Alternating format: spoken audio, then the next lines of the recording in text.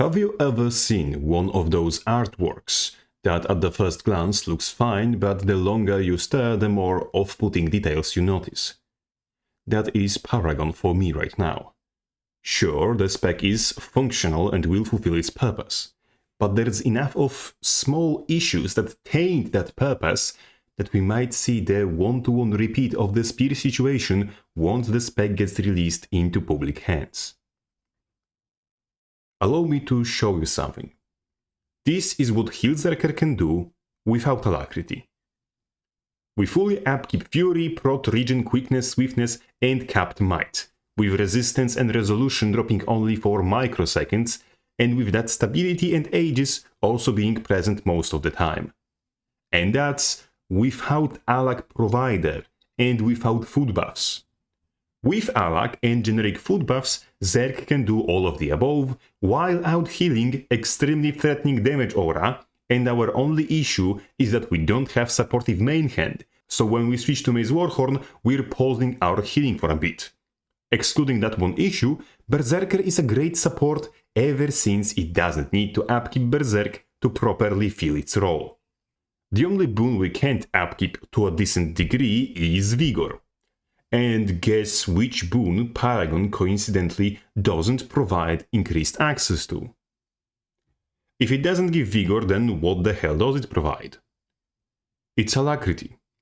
The only boon Paragon brings in that we weren't already full on is Alacrity. You could have made Revenge counter give Fury and Alak in PvE when hitting with Burst skill, and we would have pretty much the same effect. What the hell does Paragon even bring that's supposed to make us excited then? More healing.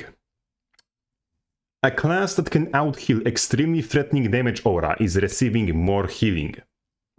And that's healing that will come at a cost. Because without Hit the Soul, we first of all have to upkeep Fury with Chant of Action, and there is no way to generate enough adrenaline, even with Paragon's own adrenaline refund, to core bursts off cooldown and also dip into multiple different chants, and that's where he gets Alacrity from. And there is no way to do so without bringing extra buttons specifically to generate adrenaline. Paragon as a support in PvE is likely to be downgraded to Healzerker. Higher APM, less flexibility in utilities, due to of course needing extra adrenaline gen, and still no supportive main hand. With all those issues in mind, it seems that Paragon will only be able to increase warrior supported capabilities in versus modes. And here's when the goulash boils. Paragon will have to compete in the same role with Spellbreaker. And Spellbreaker has an upside that Paragon will not. Spellbreaker is able to defend itself very effectively, mainly with full counter. If Spellbreaker gets jumped, counter will not only provide evasion, but will interrupt the enemy halting their onslaught. Now, in the same situation, what does Paragon have? Some barrier at best. Maybe one more stun break. But no hard mitigation and no self-peel. Meaning both hard mitigation and self-peel will have to come either from utilities or weapon choices.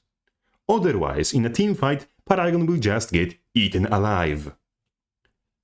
And when it comes to Paragon's self-preservation, and in turn group preservation tools, they appear to be inferior to shout healing.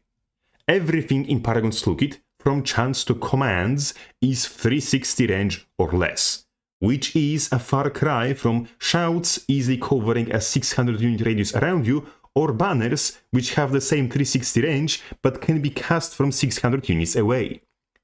Moreover, you can't even switch between chants while you're blocking or casting something else, like Linebreaker for example, because all chants have cast times, which makes me worried about Chant of Freedom, as that may end up in the same goulash as Banner of Tactics, which is an example of a skill that you can stun break with, but you can't cast while CC'd. Furthermore, there seems to be, even if we ignore Chant of Freedom being bugged in the preview and giving Might and Fury instead of Swiftness, Resolution and Stability, there seems to be a delay between activating a chant and it granting you effects of its refrain. making it so if you need stability in a pinch and you cast your maximum power Chant of Freedom, you'll be no longer in a pinch but face down in a ditch, regretting your class choice before that stability arrives.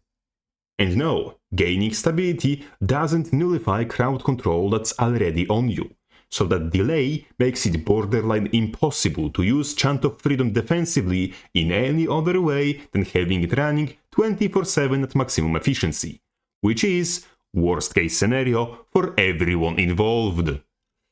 The same applies in general to Paragon's commands.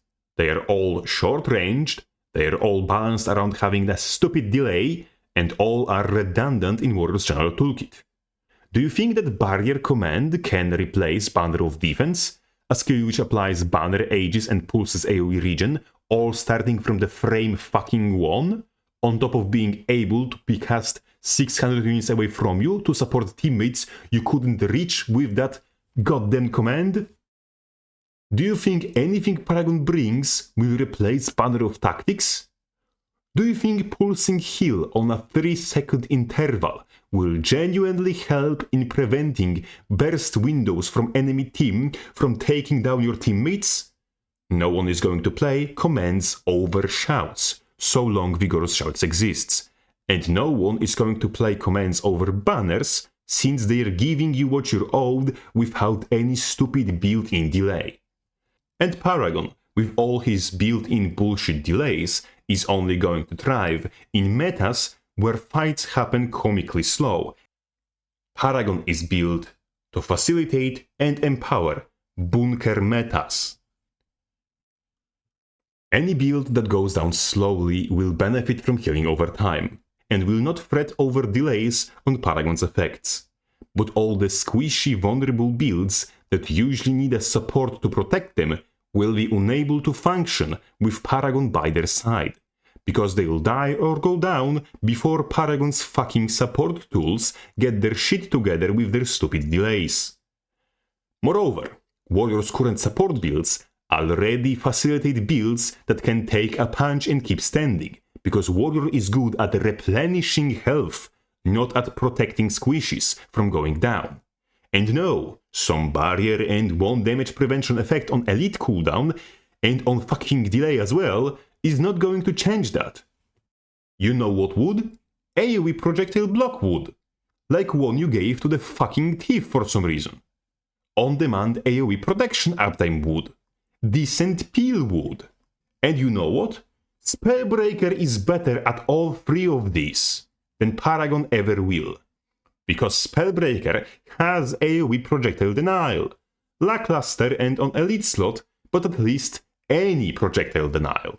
Spellbreaker has better prot uptime because it is just better at triggering soldiers' comfort, due to having an AoE unblockable burst by default, which resets cooldown of his base burst.